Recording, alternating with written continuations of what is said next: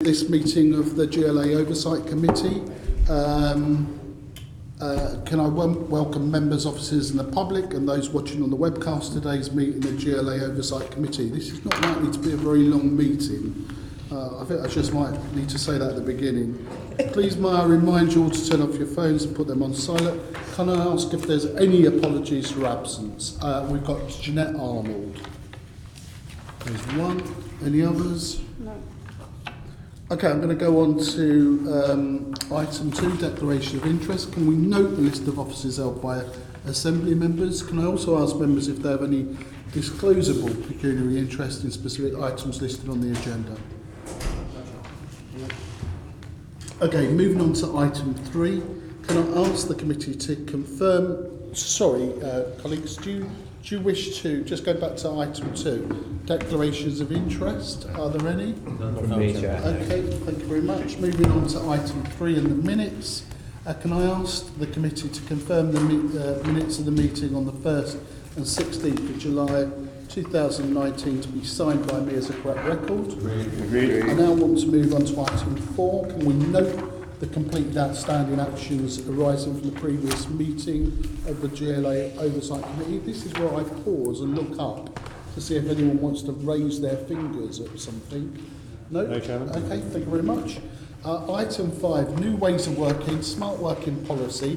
We've had a chance to read the report. Are there any questions in terms of the report that we've got before us?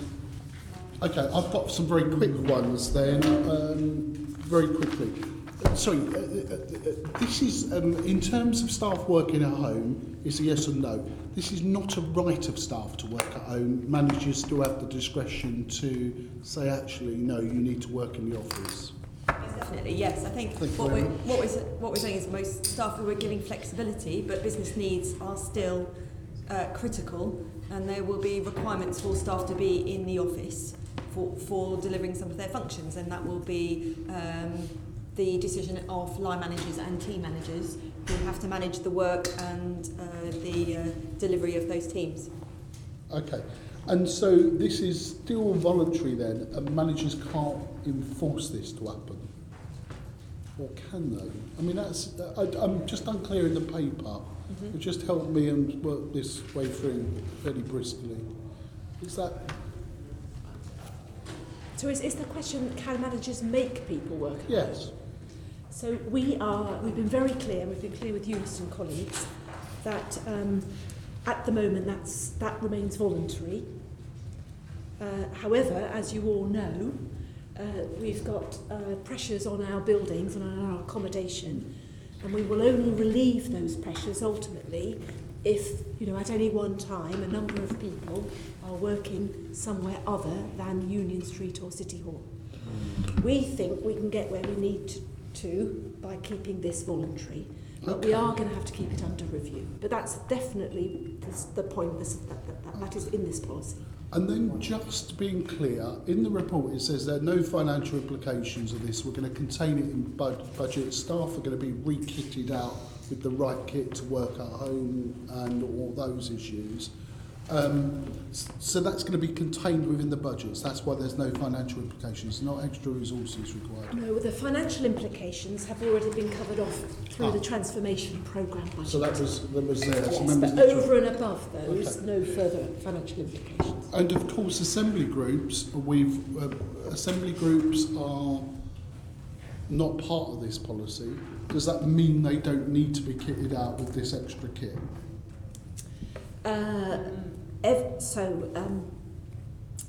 Everybody, this policy applies to everybody, the flexible working policy. Some of the practicalities of that... It's the hot desking that's not applied to us. The political areas are absolutely exempt from that, we've agreed that. Although we would still reckon on your staff having the kit that we talk about here. I am talking through with Ed Williams how that will actually play out practically in the scrutiny and committee teams. Okay, right, thank you for that. I just want to add on the other issue of, and I think the Unison were consulted. Yeah, did Unison come back and say anything about their staff disability network, or is that a separate? Is the staff disability network part of Unison, or is it part of a GLA grouping issue? No, the disability network is a separate staff network alongside some other staff networks that we have. We have written to all the staff networks to engage them with this, and the disability network has been engaged a little bit later than others, but that's now been done. And Mary and I have committed to go to the next disability staff network meeting to engage specifically on this policy. Thank you for that. Gareth Bacon. Thank you very much, Chairman. Just a couple of points. I don't know whether it's Mary or Charmaine will be the best place to answer this. So page 67 of the report, people will be allowed to sit at any desk in the office which is shown as free. Shown free where? So this is, we're going to put in a desk signposting system. Right. In City Hall and in Union Street, and again this was covered off in the transformation paper and transformation people logging budget. into a desk. But a bit like a car park system where there are X free spaces on floor 3, X on floor 4. And part of what we're working through at the moment is which desks will be exempt from that, which was part of the Chair's point in terms of some of the assembly teams, but also practical things like how long does a desk have to be free until it's shown as free. And how is that determined? How is that determined? So, for example, we have flexible working here, so some staff will start at 8 and leave at 4, other staff will start at 10 and leave later. Yes. So if someone comes in at 8 o'clock, they've been working at their desk for an hour and a half, they pop off to the loo or to get a cup of coffee or something, come back and find someone else sitting there. So I have promised everybody that if you pop to the loo or pop to make a cup of coffee, your desk will still be yours when you come back. So how will it be determined that they've lost the desk? So some of the companies we've been to see who already do this take different approaches. So some people say a desk has to be free for an hour and a half before it's actually shown as free, because that's time to go to short meetings and still come back and have your desk. Other people have shorter intervals. I think everybody we've spoken to says it's a bit of a journey, a bit of a learning for the organisation. We haven't yet established what our parameters are going to be, but that's part of the discussion we're having with staff. The question I'm asking is how it will be monitored. So I'm sitting at this desk and I get up and I go away to something like that. Who knows I'm not at my desk? The system knows. Which system? The desk signposting system will operate. So you sign it, you punch in and punch out? No, it knows whether there's a warm body at the desk.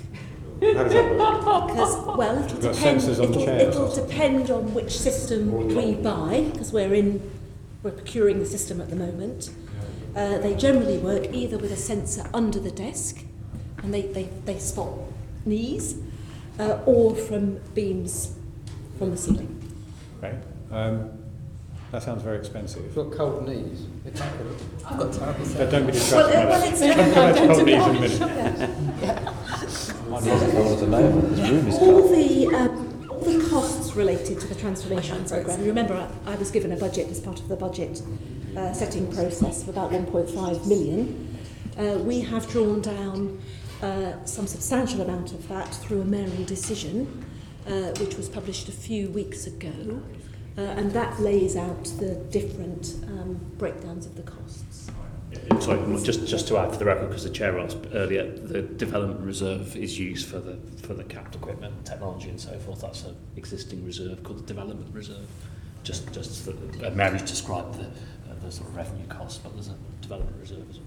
A couple of other questions which are linked, which is our responsibility, or the GLA's responsibility as an employer, to provide appropriate working conditions for employees. Now we know, and I'm not trying to make an overtly political point here, that over the last 3 years staffing in this building has exploded, which is what's caused this problem in the first place. So I'd like a comment on that, whether we are adhering to whatever employment conditions we are supposed to be adhering to. But the second one is, what analysis, and I know you've done a desk-based analysis of the whole building, we've obviously talked about this at length in previous meetings. I'd like to know when people are taking flexible working and working from home, because whenever I'm in here on a Friday and I walk around the building, it's like a ghost town, which immediately raises suspicions. And I'm just starting to think whether managers could manage when people work from home a bit better and alleviate the pressure in the building. Okay.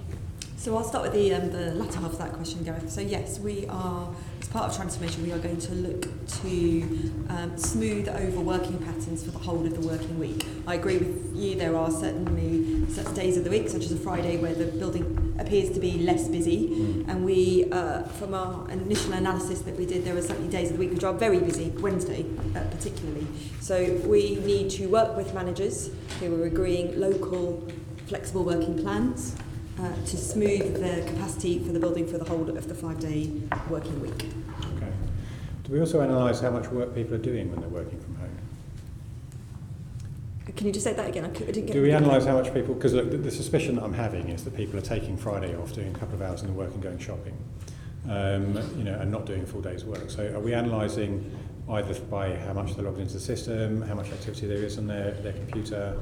So I think managers should know where their staff are, they should know what they're working on and what the deliverables are. I certainly have... But are we checking? Is there any way of checking? Because the suspicion, there was a deep-seated suspicion that people say, I want Friday off because I want a long weekend.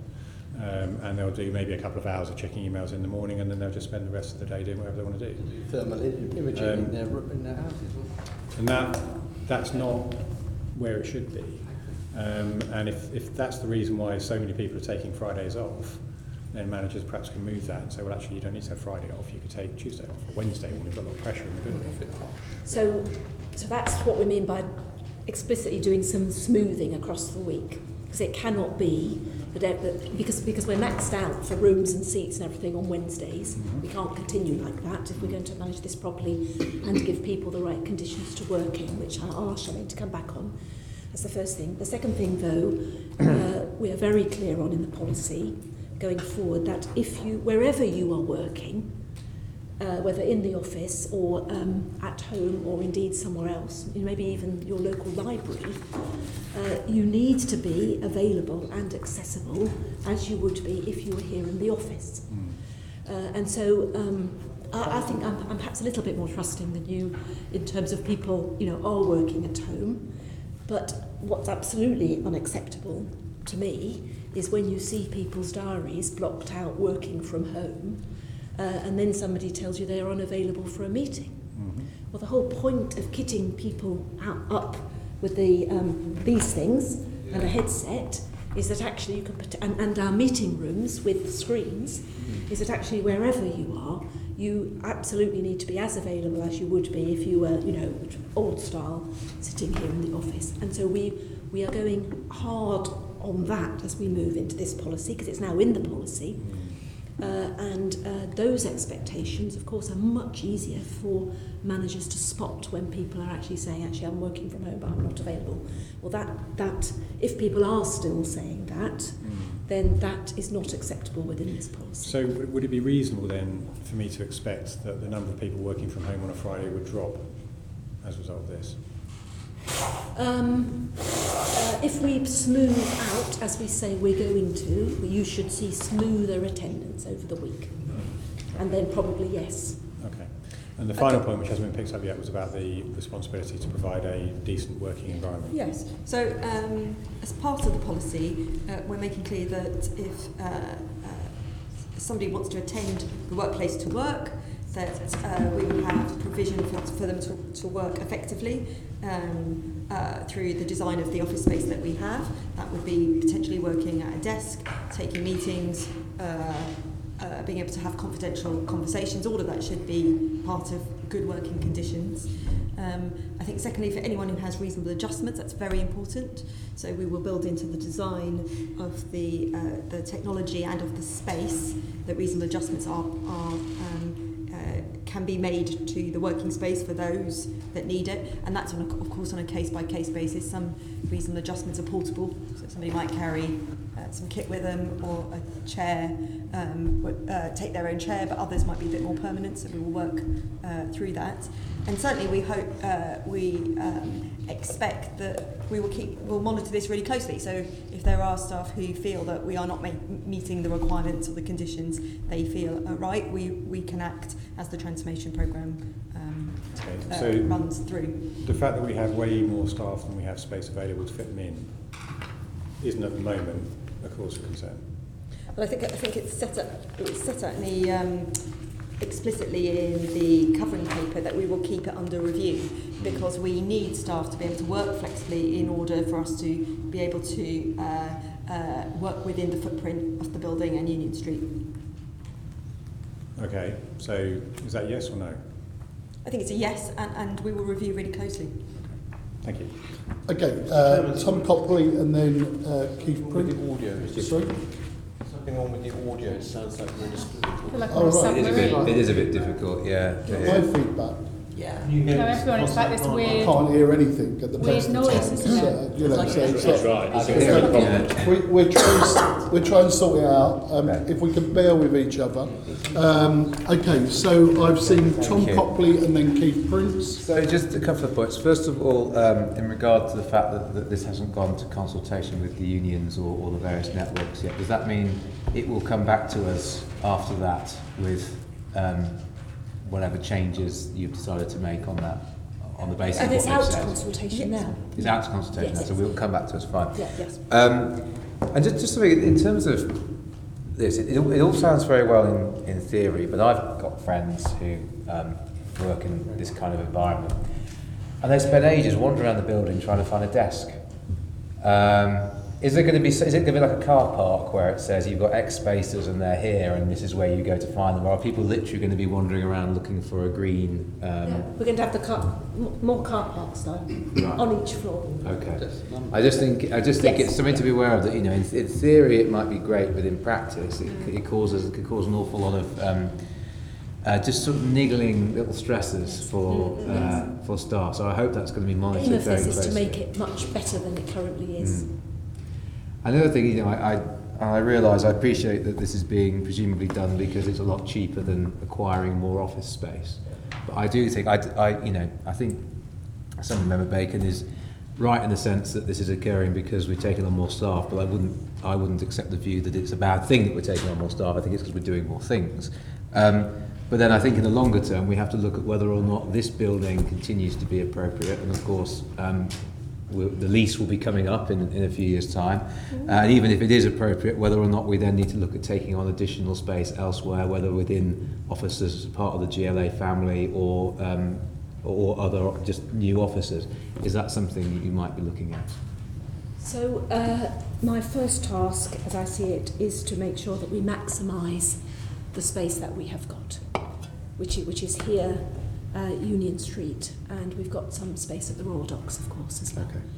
And I think we can do much more to do that through this programme. So currently, I'm not looking at any new space at all, but as you say, the lease for this building is up in 2027, and so it will not be long until we have to start giving some serious thought to whether we stay here or look for something else.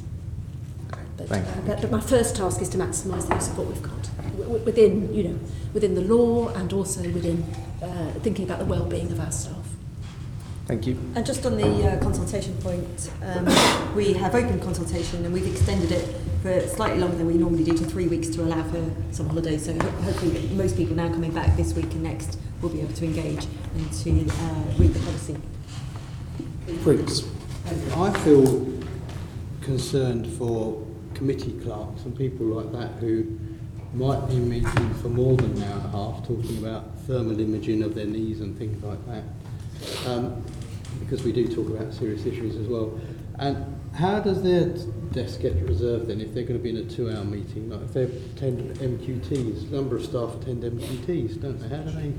How do their desks get reserved? Well, so if it's free, if the desk is free for whatever time we define, say 2 hours, then they may well come back and find somebody else sitting at the desk. But by which time, another lot of people would have gone off to another meeting, and some of those desks will be free. So, you know, we know broadly at the moment, even though people do struggle sometimes to find a desk, other than at peak times, which we're trying to smooth away, broadly there are enough desks in this building. It's just that people don't know where they are or don't want to stray very far from where they normally sit. And so this, you know, we are going to have a sort of change of people thinking about, you know, where they sit and where they put themselves. Are you going to ring fence the department? So, you know, round from where we are on the whatever floor is the 6th floor, go around the bend, you go past Ed, and then you've got a whole bank of people. Are you going to ring fence those desks for those people, or are they going to be, you know, distributed all around the building because they went to attend a meeting and it went on too long? And so the idea is that... Or do they just dash back halfway through the meeting, stick their knees under the desk, get it monitored and then go back? Don't give people ideas, please. Get someone else to do that for them. Yeah, hey, that's Rent Start a business, rent-a-me, yeah. Your fingerprints. So there's a couple of things there. I think teams will have points in the building where broadly they cluster around, but we in large part will not have ring-fenced desks. That's what we're moving away from. Right. However, I think there are some teams where we need to think about a slightly different approach. For example, we'll sing them a bit later, but the Treasury Management team are one example because they're a regulated function. You know, and we need to think about their space and whether it's appropriate that somebody is sitting next to somebody else who's doing deals on behalf of a pension fund. Probably not. The Assembly Scrutiny team, I'd say, was another one that we need to think about because, again, probably not appropriate for somebody to be working on Transport Committee business and somebody from the transport team, you know, ends up sitting next to them or across from them that day. So conflicts like that we are working through how to manage, and that's a good example of something I'm talking to Ed Williams about. Right, thank you. But broadly is a much more flexible approach to desks. Okay, thank you.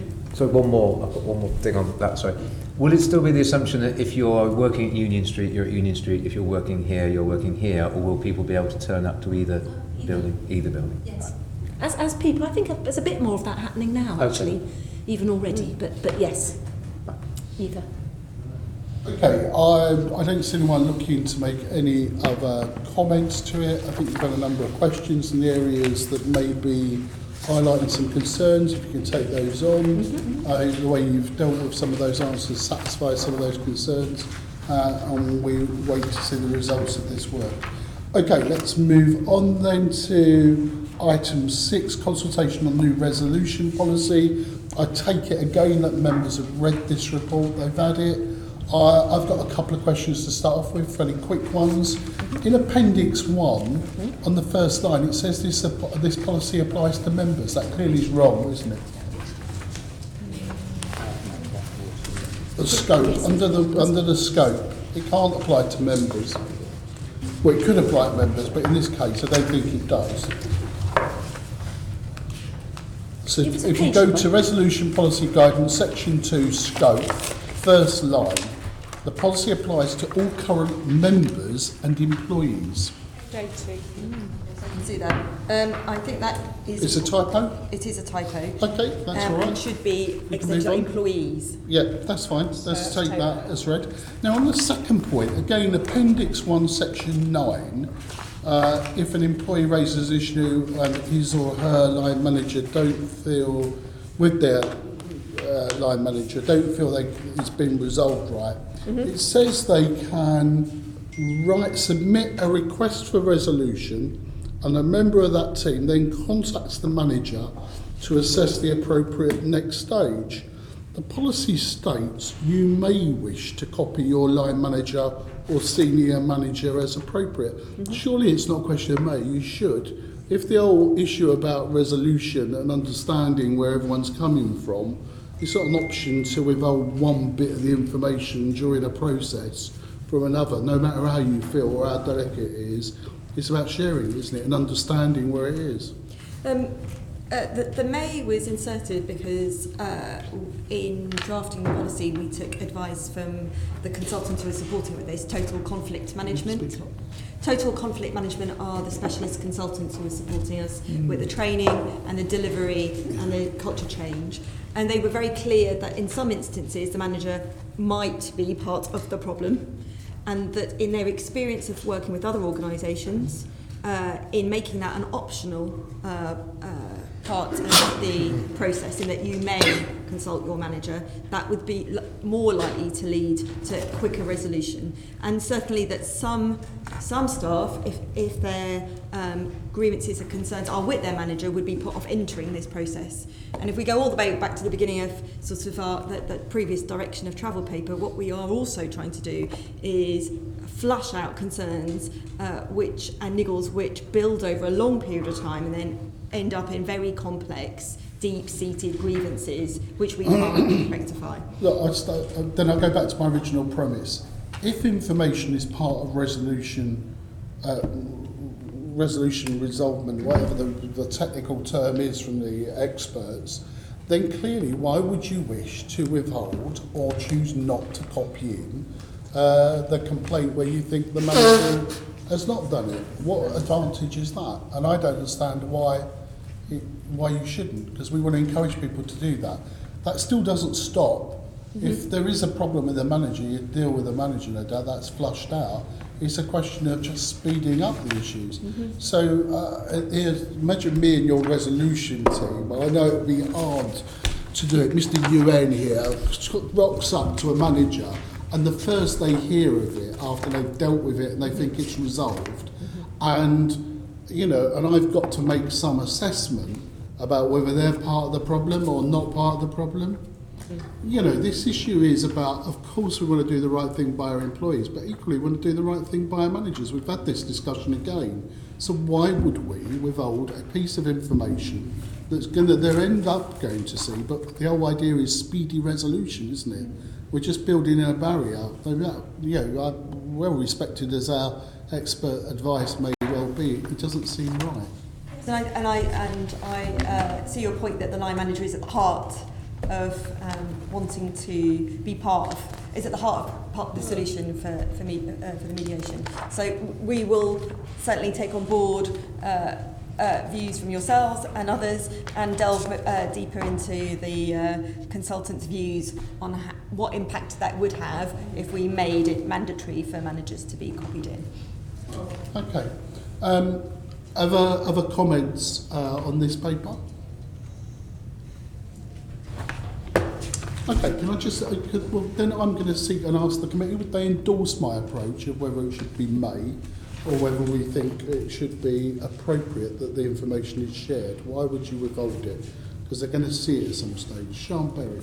Sorry, Chair. Just to say, I think I understand the approach. I mean, if someone's requesting a facilitated conversation, if someone's requesting by this process a facilitated conversation, and one of the problems is with the manager, then including them in the email is a direct contact, and therefore could be replied to in a way that was, if there was a problem about behaviour, then that might be replied to in a way that was appropriate.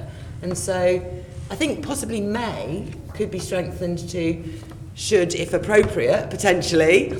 But I don't think making it mandatory is a good idea when somebody's asking for essentially mediation. And setting up an email trail which is not mediated is a way of possibly inflaming the situation. I come from a trade union background and all the rest of it, but what if that employee lies about the context? I rock up in doing the resolution and I take on face value of what's in that note, asking for that facilitated resolution. And why would you not want to share, if you're asking for facilitated resolution, why would you not want to share why you want that to happen? I just think there are some issues around, if it's for faster resolution and getting to the bottom of it, it's about a transparent process on both parties. It's like I wouldn't want managers to respond to information requests from the resolution team that they weren't prepared to share with the individual. And I think there's an issue about the resulting of information that both parties see what's being said about them. And I think, I'm happy that both sides say it. So I don't want managers going through the back door thinking they're going to send something to the resolution team and not be open with the resolution and not share that information. Equally, I don't think the employee should be writing to the resolution team with information that, quite frankly, they're not willing to share with the manager. Again, Chair, I think I understand this. So the issue is, I mean, it can be clear, it can be made clear, perhaps in the policy, that the information would be shared with the person concerned, and that would be fine. But again, it's the fact that you're setting up essentially an email which could be replied to in a rash way by somebody, So to be clear that the information would reach the person, but that you're not asking them to create that email contact is possibly I think it needs to be perhaps clearer what the purpose is, but I think I understand. Oh, right. I see what you're saying. Chair, I also take your point that I think what you said was, would it result in the resolution team taking at face value the contents of the email? No, it wouldn't. A resolution team is not going to act on the contents of that email without some sense checking, some conversations, and potentially they would decide if a manager needs to be involved. And if they do, they would speak to the individual who's raised the issue and say, we now need to involve your manager. So action will not happen automatically on the back of this email from a member of staff and the resolution team wouldn't take it at face value. Okay, well, I'll wait to see what you come back with, and if you keep us informed on that particular issue. Okay, any other bits for this part of the report? Okay, let's move on. Let's move on to item 7.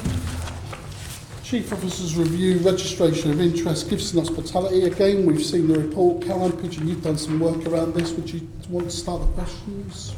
Yeah. And Tom's joined. Tom is with Tom's us as well. I mean, I just want to say I was really pleased with this. I had a meeting with Mary and saw a draft of this a couple of weeks ago before I went on holiday, and I'm really pleased. But I think it also shows that just a small thing I found out, what we have uncovered from this is poor processes really across the GLA. So no, I'm really pleased with this. The key thing for me is when is it coming back? So when you look at the paper later on, looking at our work programme, it's not clear when we're going to get report backs on these different streams of work, and I think it's important we keep having it back to this committee to make sure, I'm sure I have confidence it will happen, but that it does and we're clear what work is taking place. I think we were planning to bring another update in October. Quite a lot of the work is happening this month. Right. Certainly October or November, but it depends whether you want us now to sort of focus on it and get pretty much to the end, or and then probably November would be better, or whether you want a further interim report. I don't mind waiting. November sounds right. I think November might be best, Chair, if that's all right with Carl. Okay. Any other contributions from members? Okay, then can we note that in terms of the progress so far, and well done. I think we can say that for responding to the members and some of the issues they were raising. Okay, we've got the Group Treasury Management Arrangements. David Galley and Luke are going to come and join us. Again, this report's been in circulation. Any questions to officers about this report? Okay, can we... Oh, sorry. I do have a question. It looks like this is going to widen out the Treasury Service and increase sort of the facilities for borrowing. And is this a wise move at this time? Is the question. I mean, not necessarily. Any borrowing decisions that are made by the GLA and the GLA acting as the agent of the functional bodies would need to go through a whole different process about how that borrowing would be prudent and what revenue is there to support it. So we set out in the report the planned borrowing. We're undertaking around Northern Line Extension and Crossrail, certain other more limited items, but there's no expectation that this in itself would lead to additional borrowing. That would be a separate set of decisions. So the work goals of the people employed are not going to be to invest and borrow more?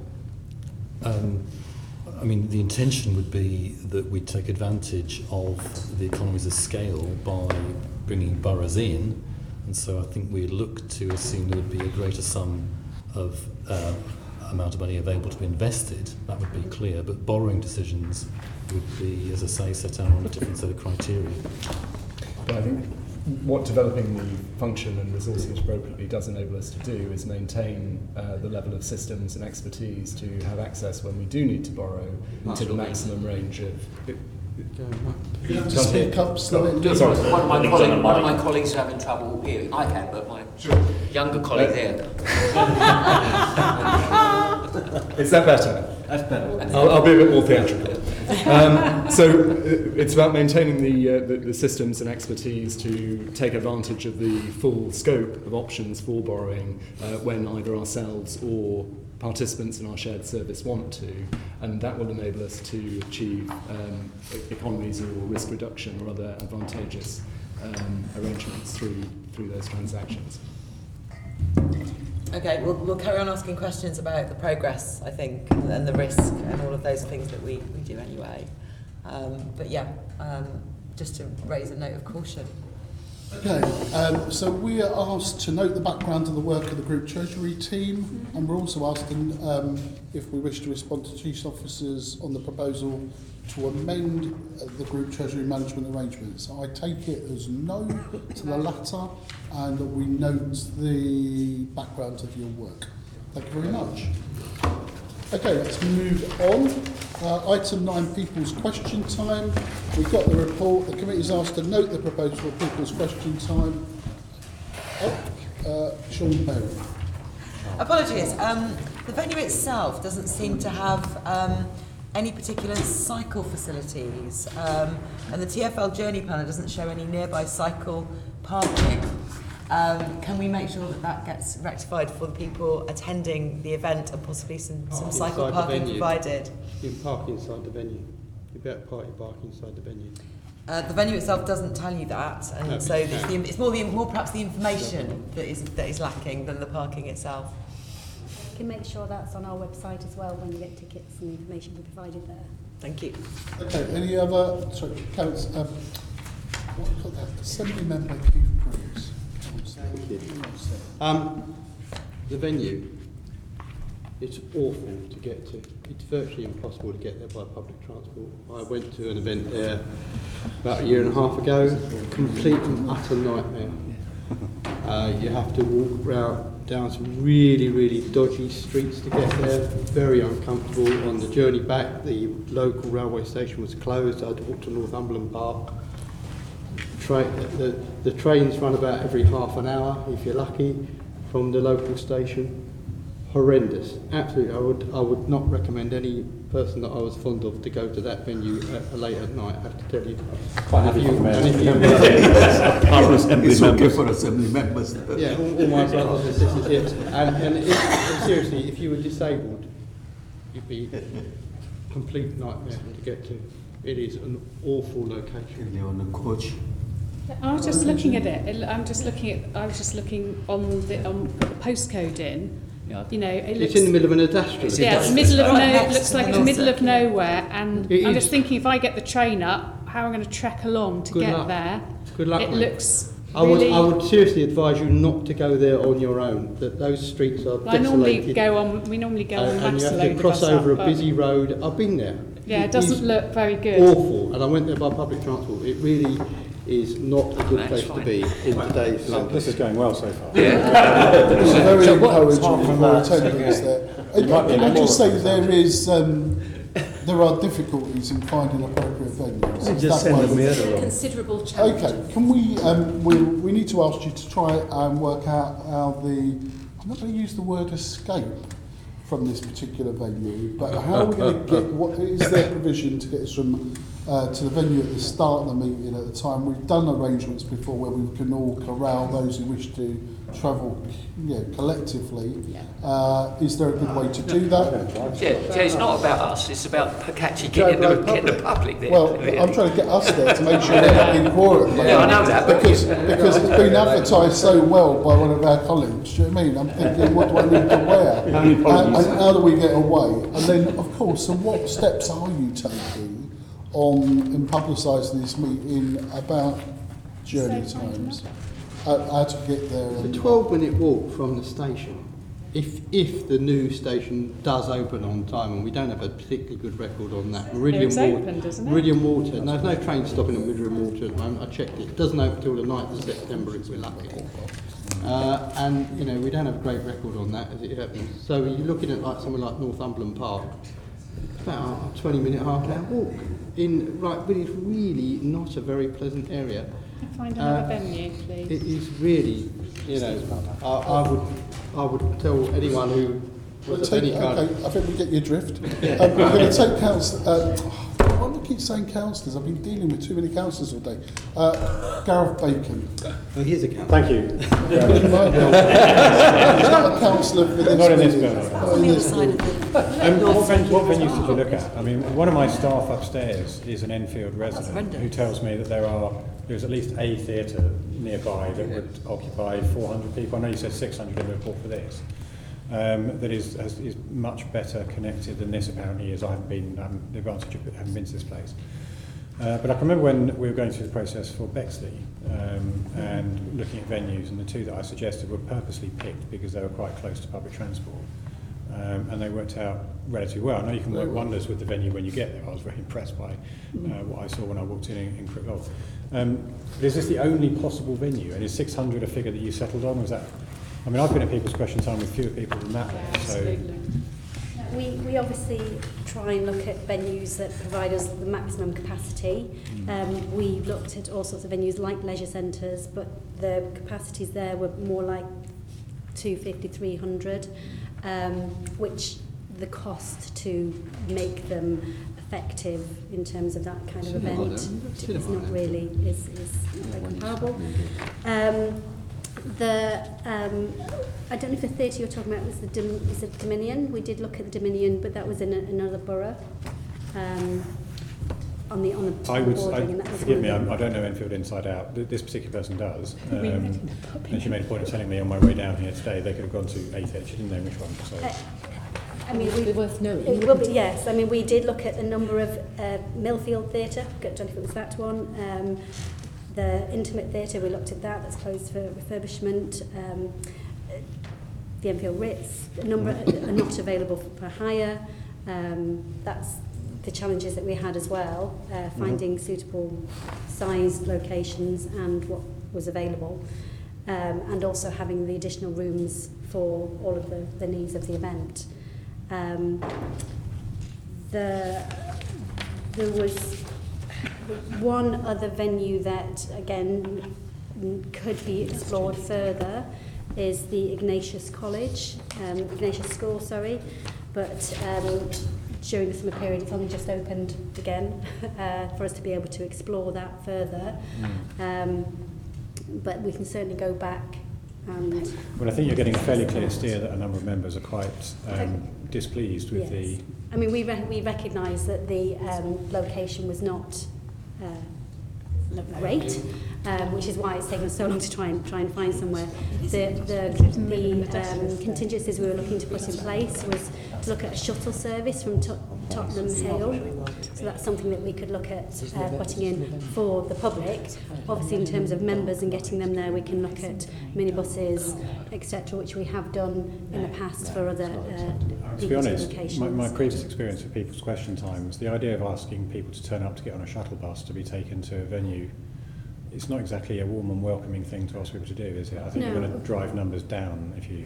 Of course, I mean... This looks dreadful. Sean's got it online and it looks so bleak and awful. I've been there. I know you have, but I mean, we're all picturing it from you, but I mean... I don't often believe concerns. I do believe your business. It really doesn't look nice for pedestrians getting there. From some of the members around the table, you need to explore this venue that you haven't... The Enfield Civic Centre and all that. So we explored that, we had site visits there. Again, we couldn't actually get the stage set up within the screening rooms. Why don't you move it to Bromley? We'll give you a really warm welcome. But the venue you mentioned earlier that you hadn't managed to access, the college, the school, yes. I wonder whether that can be explored before you come back and make the final issues. And there's a matter of urgency, and I think that's the view of the committees. Is there any other points we wish to... look, it is a difficult thing to do, and getting the venues, we understand that. but we want to try and maximise the numbers as much as possible. And if that college is a better facility, then let's have a look at that, see if we can make that work. Okay, in terms of that, we've noted the proposals, date and time, and we've provided you views about the venues. So let's move on to item 10, work programme for the GLA Oversight Committee. Can I ask the committee to note the work programme for 2019-20? Adding in November, the gifts and hospitality. Yes, of course. And to identify any issues that we've just done. Thank you very much. Moving on to item 11. Date of the next meeting is Wednesday the 16th of October 2019, 10 a.m. in Committee Room 5 here in City Hall. We're now moving on to any other business that I consider urgent. I've agreed to accept 2 items of business under cover of the supplementary agendas for the meetings. Meeting items 12A and 12B. Item 12A was received after the main agenda was submitted for printing, but was circulated and published in accordance with the statutory deadlines for publication. It is therefore not a late item. I'm therefore proposing that we take item 12B as urgent business under section 100B brackets 4 of the Local Government Act 1972 and Standing Order 1.10A brackets 1, so that the Assembly outputs can be progressed in advance of any formal pre-election period. Item 12A, if I can move on to that, changes to GLA Establishment Building Safety Team. You've seen the supplementary report. Are there any questions to officers? There are none, so the committee is asked to respond. There is no response. Thank you very much. Moving on to item 12B, proposed delegations of authority to the chair of the committee.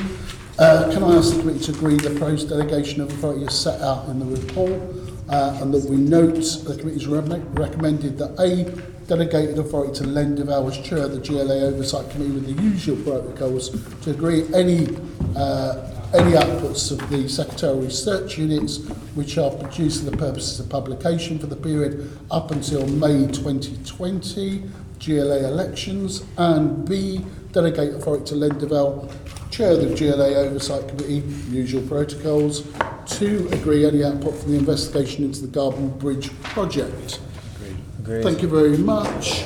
I now declare this meeting closed. Thank you. Sorry? Yeah, we did.